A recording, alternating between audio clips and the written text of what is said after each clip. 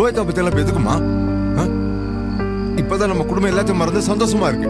மாப்பிள்ள, ஸ்வேதா பத்தி எதுவும் பேசாதீங்க. நான் எதுவும் பேசல மாமா, அவதான் ஏதோ. ஜனனி, தயவு செய்து அதை பத்தி எதுவும் பேசாதம்மா.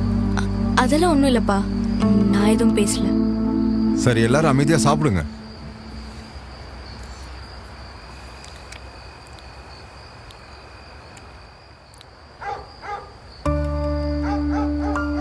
மாப்பிள்ள, என்ன இவோ ரொம்ப நாள் கழிச்சு திடீர்னு ஸ்வேதா பத்தி பேசுறா? எனக்கு கையும் இல்ல காலும் இல்ல. அதான் மாமா, எனக்கும் தெரியல. இந்த இன்டர்வியூவில் நடந்தது அவளுக்கு ஏதோ தோணிருச்சு போல.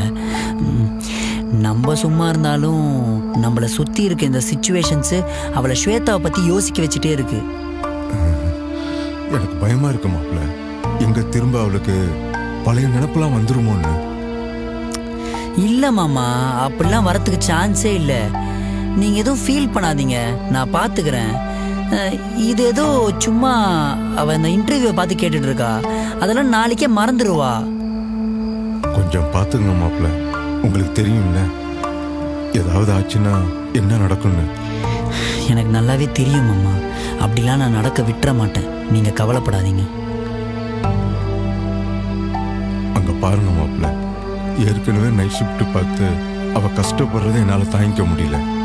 இன்னும் ஏதாவது நடந்துச்சுன்னா சத்தியமா என்னால் தாங்கிக்க முடியாது மாப்பிள்ள. என்ன மாமா நீங்க? அதான் நான் எதுவும் நடக்காதுன்னு சொல்றேன்ல, என்னை நம்புங்க.